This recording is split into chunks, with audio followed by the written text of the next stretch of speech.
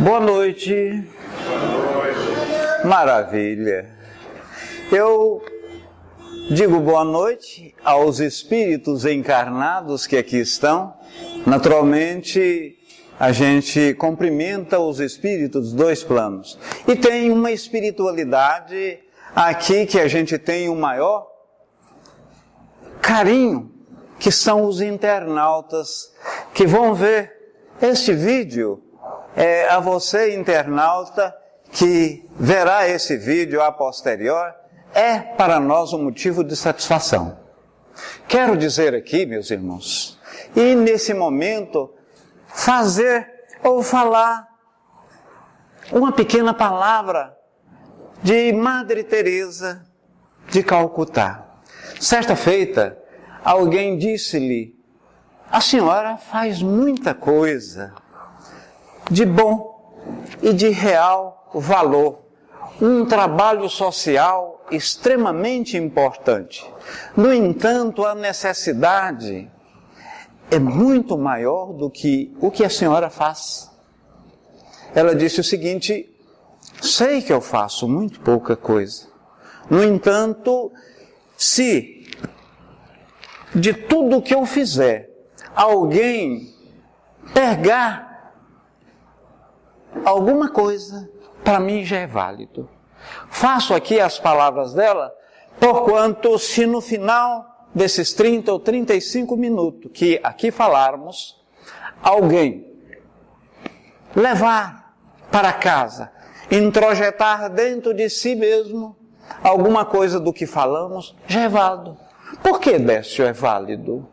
Válido sim, porque somos eternos no que refere ao viver a vida. Não eterno com relação à criação, porque tivemos início. Eterno e absoluto são tão somente Deus. Então, somos eternos. Se damos um passo hoje, um pequeno passo já é muito diante da eternidade. Então, vamos dar esse passo. É difícil? Sim. Talvez a reforma íntima, o perdoar, o fazer alguma coisa, como Paulo mesmo falou há poucos instantes, quando o nosso irmão leu, vamos dar uma boa resposta. Uma resposta condizente àquela pergunta, uma resposta que venha do coração. Fazemos uma coisa hoje, repetimos amanhã, ressaltamos depois de amanhã, aí naturalmente entra no eixo e vai, e torna-se uma coisa natural, né? Vamos falar das bem-aventuranças. Bem-aventurados que choram, pois num segundo momento eles terão consolo. Bem-aventurados, famintos, os sequiosos de justiça, pois eles terão, no plano espiritual, esta compensação. Bem-aventurados pobres, porque terão uma recompensa na vida futura. Vamos entrar. Bem-aventurados que têm fome, porque serão saciados na vida espiritual. Pela mesma forma, os que chorais hoje, no plano espiritual, rirão. Ai de vós ricos, pois tendes em vosso mundo a consolação. E nesse aspecto, Jesus não está, de uma certa forma, condenando o rico, condenando o dinheiro, condenando aquele que dispõe do capital material. Porque é necessário, até para o nosso corpo, para o vestir, para o alimentar, para, de uma certa forma, satisfazer a minha necessidade. O que Jesus fala é a má utilização, meus irmãos, do dinheiro. Então, o dinheiro é uma coisa boa, necessário e indispensável.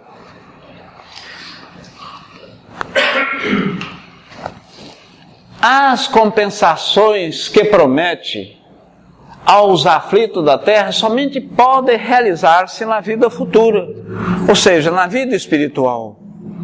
Nós estamos aqui encarnados, eu acho que pode acender essa luz. Ficaria até uma imagem melhor, né? Eu preferia que acendesse. Vamos ver se... Justamente. Então, Jesus, essas compensações, elas se efetivam de uma certa forma no plano espiritual. Se você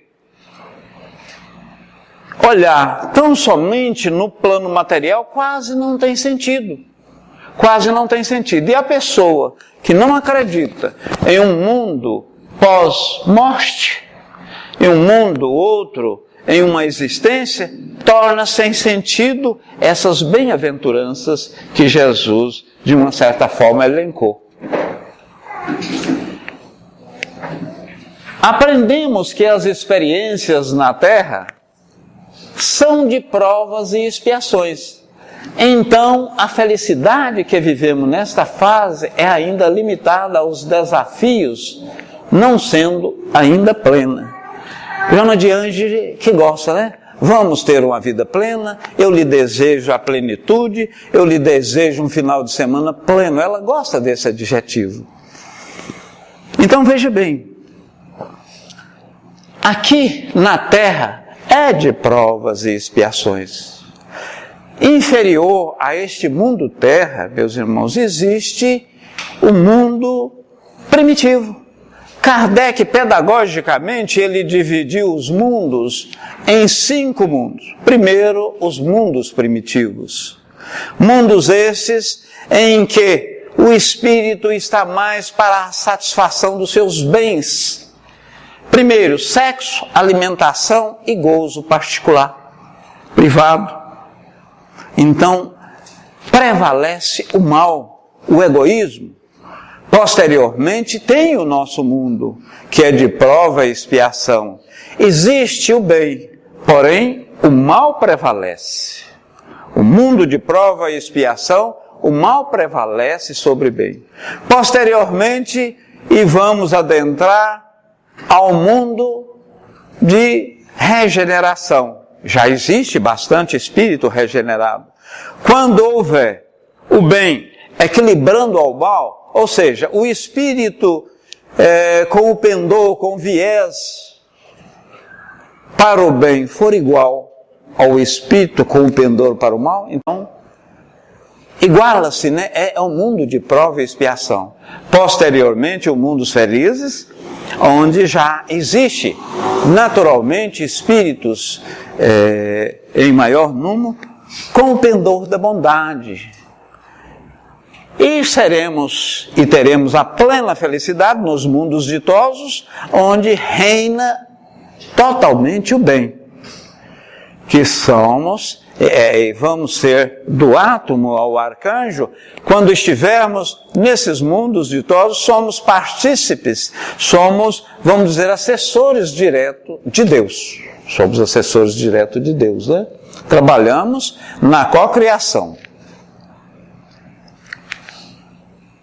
Por que existe desigualdade? Por que existe uns pobres e outros ricos? Um sofre muito, o outro não sofre. Tudo dá bem para o meu vizinho e nada dá certo para mim? Por que aquela pessoa nasceu na favela, filha de uma aidética e de um pai drogado, e outro nasce no palácio de Buckingham, com todos... tudo em termos de escola, de saúde, de educação? Será que Deus está sendo injusto? Será que Deus está usando uma balança com 2 pesos e 2 medidas? Fazendo uma coisa ruim para mim e para você, fazendo tudo de bom? Se assim estiver portando, ele não está sendo justo. E, consequentemente, não sendo justo, ele não é Deus. Ele não é Deus. Então, o mal e o bem está misturado. E o que se explica isso, meus irmãos? Explica pela reencarnação. Deus, em sua dádiva, em sua bondade plena, dá-nos a oportunidade de evoluir pela encarnação. A questão 132 do Livro dos Espíritos diz o seguinte, que a encarnação, Deus a impõe aos espíritos, olha o verbo no imperativo, impor. Ele impõe para que evoluamos. Mas para aí, Décio, impor? Sim. Você está com um filho de 5, 6, 10, 12 anos, percebeu que o mesmo está com a virose. Na condição de pai ou de mãe, você vai ao médico, o médico prescreve uma injeção. A criança, mais do que depressa, vai falar o seguinte, não, eu não tomo, pai. Ó, mãe, eu não vou tomar. Toma. Não, eu não vou tomar. Eu já falei para a senhora, para o senhor, que eu não vou tomar. Toma. Leva no médico, não quer, chora, você segura, tá. Foi. Tomou. Por que você impôs ao mesmo esse pequeno sacrifício? Para debelar aquela doença, segundo o médico, precisava tomar. Assim Deus impõe a reencarnação para nós, para que processa a evolução, né? E à medida que vamos passando por esses mundos que falamos anteriormente, esse corpo existente, a gente vai tornando menos denso, menos áspero, né?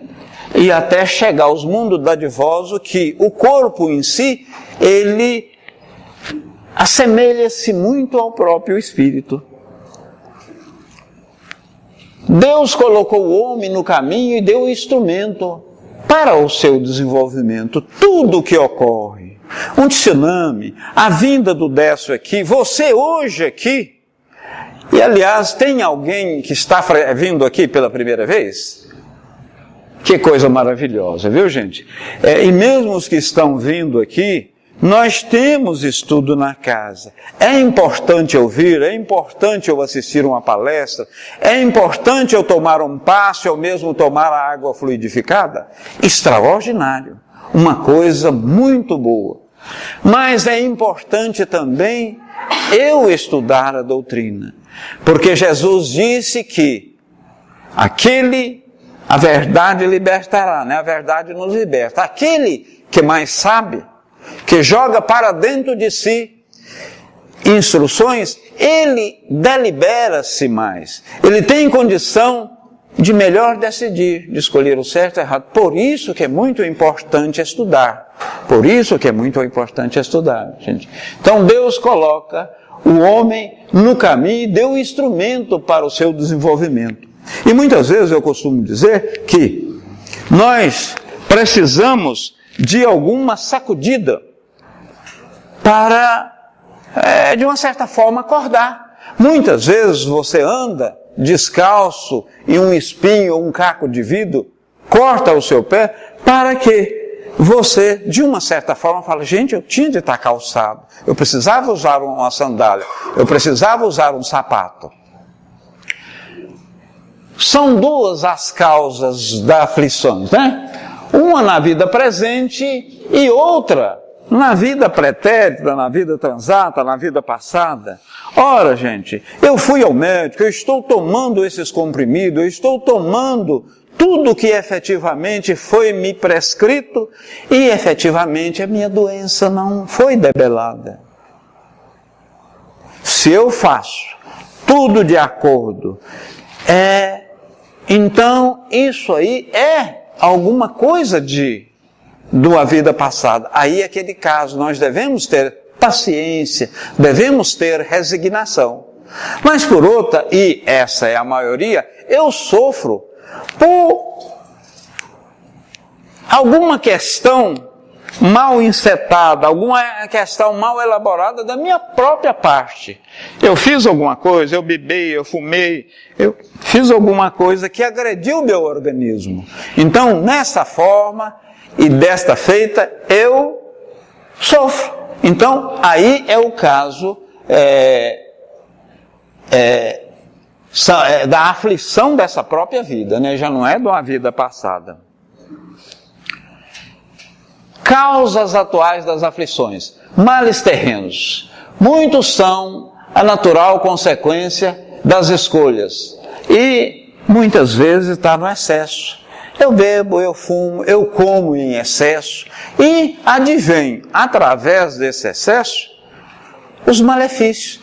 Quando o barco, ele de uma certa forma navega pelo centro do rio, não vai nem pela margem A nem pela margem B, as coisas ocorrem naturalmente. Mas se for para a margem A, pode bater-se em um toco, na margem B pode bater num barranco. Ou seja, tudo tem que haver moderação. Tudo é necessário moderação.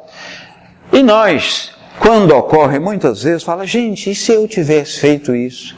Quantos de nós falamos aqui, olha, com a minha experiência atual, se eu pudesse voltar ao passado, eu faria tudo diferente. Mas, como nós temos vida eterna, a nossa vida é eterna, eu posso começar agora. 1 minuto é muito importante. Por que é importante? E, inclusive, está no aspecto da salvação. Eu, para ser salvo, não é simplesmente aceitar Jesus no coração. Eu tenho, depois de um ato praticado, vamos dizer, um pecado, você errou o alvo, eu preciso arrepender-me. Depois do arrependimento, preciso expiar. E depois da expiação, preciso reparar. Então veja bem que em primeiro momento eu me arrependo, eu expio, ou seja, eu sofro pela atitude praticada e num terceiro momento eu reparo. Eu dei um chute, por exemplo, eu sou casado com Mara e ela estava grávida, eu dei um chute na barriga, ela estava no 3º ou 4º mês e em função disso ela veio perder a criança. Ora gente, eu tenho que arrepender. E o fato do arrependimento já vem quase que concomitantemente o arrependimento. Aí eu começo a reparar. Então essas 3 coisas, né, meus irmãos? Essas 3 coisas. O homem é o autor dos seus próprios infortúnios.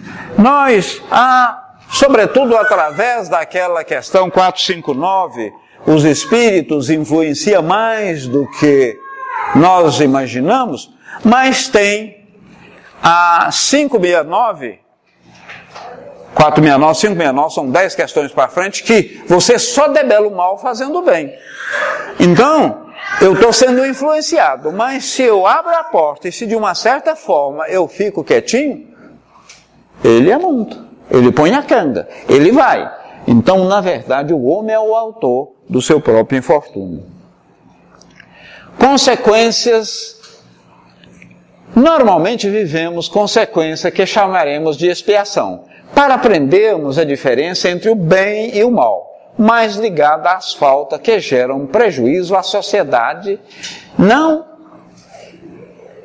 as que causamos em nós. Então, além da gente causar, no momento em que eu decido suicidar-me, o livre-arbítrio me dá esse direito, se eu quiser não só suicidar, como exterminar ou tirar a vida, eu posso.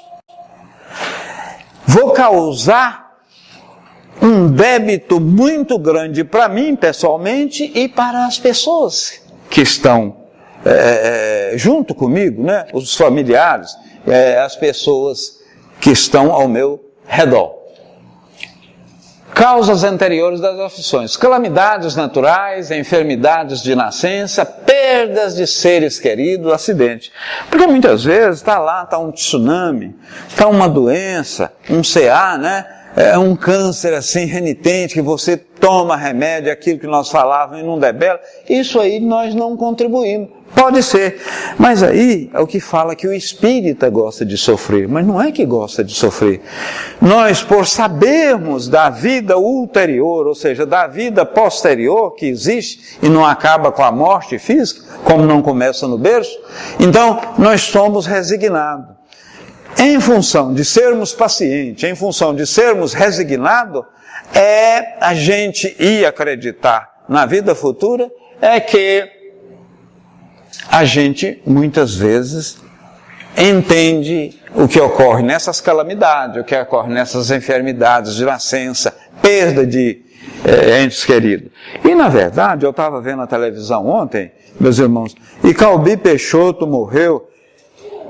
E o que falava na televisão, só em perda, que nós não vamos reparar isso, etc. Que, gente, uma coisa, nós espíritas, tudo bem, perda temporária, você sente, mas nós somos sabedores, sobretudo que isso é passageiro.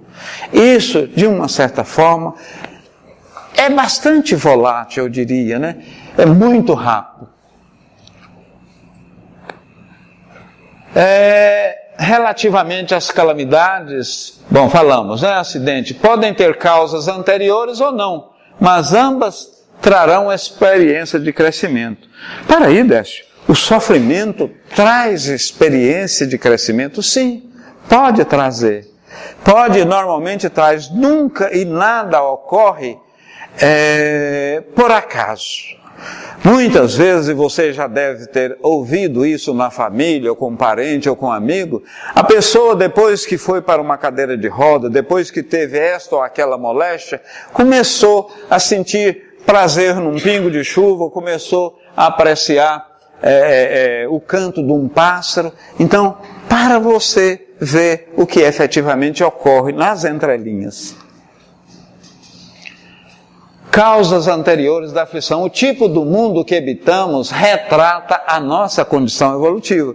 Porque aqui é prova e expiação. É provando, é expiando. Expiação remete-nos mais a sofrimento. No entanto, tem validade esse sofrimento quando você sofre com resignação. Se você sabe que isso não é da vida atual e você não tem como fazer, sofra, mas sofra com paciência, com resignação, com denodo, né? O investimento em aprendermos os valores morais ainda não adquirido é um Romeu constante que atravessa as dimensões. Então, tudo na vida tem. Hoje você veio aqui, vê esse caboclo, muitas vezes falando pelo nariz, mas tem coisas importantes aqui. Muitas vezes você vai perceber em entrelinha alguma coisinha que você não estava atento para tal. As provas e expiações são as vias de aprendizagem do encarnado. E sobretudo nós, nesse orbe que é de prova e expiação, aqui é de sofrimento, gente, é de sofrimento. Mas compete-nos sofrer ou não. Madre Teresa não, aquela senhora lá da Bahia, a irmã Dulce, de um pulmão só, subindo aquelas ladeiras, tratando de feridas, de pessoas lá, com um pulmão só, gente, comia pouquinha coisa e tinha um vigor extraordinário, fazia com uma força total. E por que nós não somos assim? Mas nós vamos ser, podemos não ser nessa existência, né? Mas ainda seremos. Como também as missões e as tarefas escolhidas para o avanço pessoal e coletivo do ser. Então, aqui há provas, expiação e missão.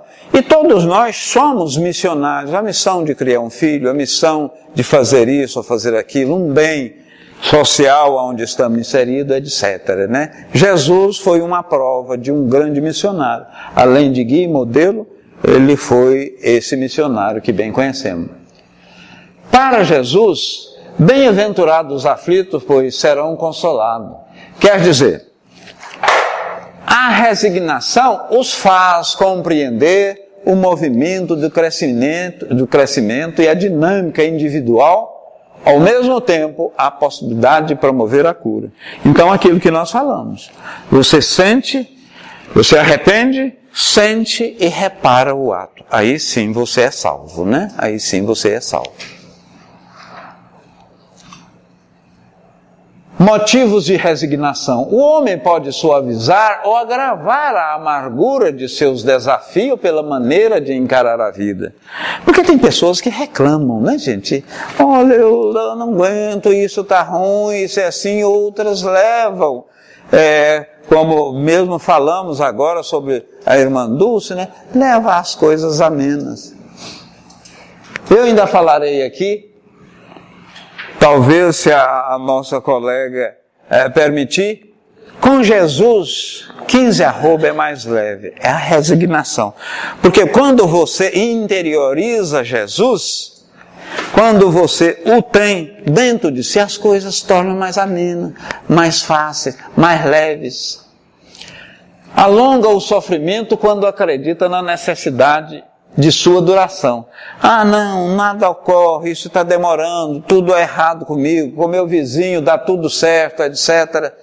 Então, aí você está alongando o sofrimento. Encurta quando entende que cada encarnação existe para você resgatar um débito. E como é bom quando você paga a sua prestação da casa, como é bom quando nós pagamos ou quitamos uma dívida, a gente sente prazeroso. É aqui nós estamos pagando, nós estamos resgatando uma dívida.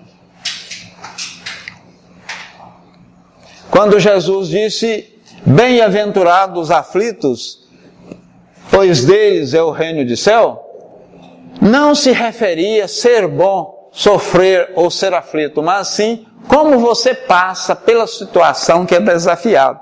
Então, se você passar com resignação, com paciência, com bastante calma e sabendo que aquilo ali é de uma coisa efetivamente transata anterior ou de uma ação atual, isso aí é muito importante. Você está naturalmente contribuindo com a sua evolução. A necessidade do atendimento e aproveitamento das situações apresentadas no decorrer da vida, né? Tudo tem a sua razão de ser, a sua necessidade e ocorre pelaquela razão efetiva. Jesus ensinava que não colocava um fardo pesado sobre ombros fracos, e sim que o fardo é proporcional às forças da pessoa. Então, eu estou vendo aquele cidadão sofrer, eu não tenho que chegar e falar, não, aquilo ali, ele que escolheu, aquele peso, eu não vou ajudá-lo. Compete-nos a ajudar o próximo, assim como o espinho que está no pé, o espinho que cortou, nós compete-nos a tirar esse espinho, né? Então nós temos que pautar pela ajuda, sobretudo, ao nosso próximo. Nos desafios estão compatíveis, né, a nossa luta, o nosso viver, eu diria. Apesar dos desafios, o ser deve estar sempre em busca de uma vida feliz. Nós, e segundo o Evangelho, seremos felizes lá nos mundos ditosos, felicidade plena. Mas podemos ser felizes aqui, podemos e devemos. Felicidade naquilo que, de uma certa forma e efetivamente, nos é colocado, nos é dado viver essa vida diária, né? Investindo em ambas partes de sua vida, dimensão física e espiritual. Porque a sociedade, de uma certa forma, meus irmãos, cobra e fala que o homem ou a mulher bem-sucedida é aquela que troca de carro, que muda sempre, que conhece a Europa, que viaja constantemente, que faz isso, que faz aquilo, que fala línguas, né, vamos dizer até. Mas é a vida espiritual. Nós, espiritistas, sabemos que temos uma vida que é a vida que conta, que é a vida espiritual, né? Onde a ferrugem não corrói e nem as traças comem.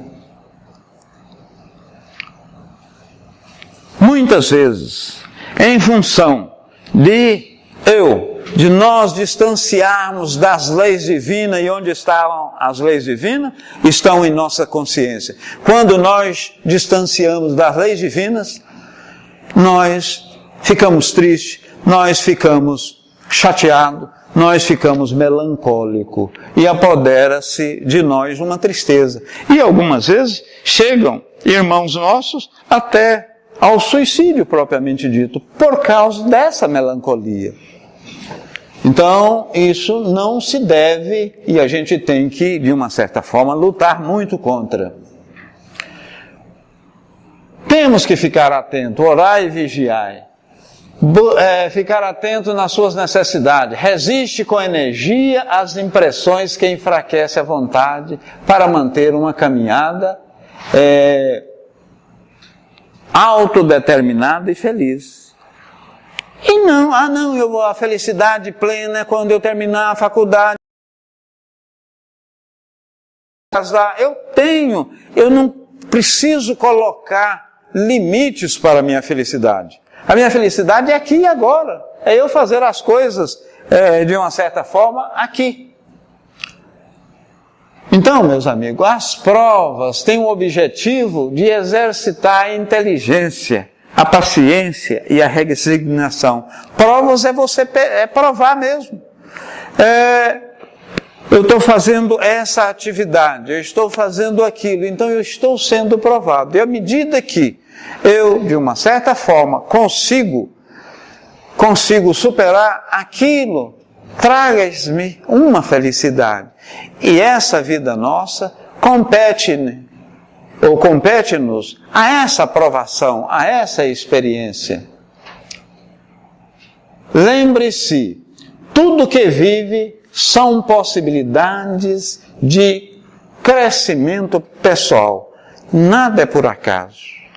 A minha esposa que brigou, a minha sogra que eu não estou tendo um relacionamento adequado, o meu filho que está mexendo com droga, eu que muitas vezes a coisa não está entrelaçando corretamente no meu trabalho, tudo isso serve e é para o meu desenvolvimento. Então aí que estão as bem-aventuranças. As bem-aventuranças, elas estão em nossa vida para que aproveitemos, para que, sobretudo, nós evoluímos. Faço aqui as palavras do meu irmão Teixeira, que eu amo muito. Amo cada um de vocês e amo essa doutrina, que é extraordinária.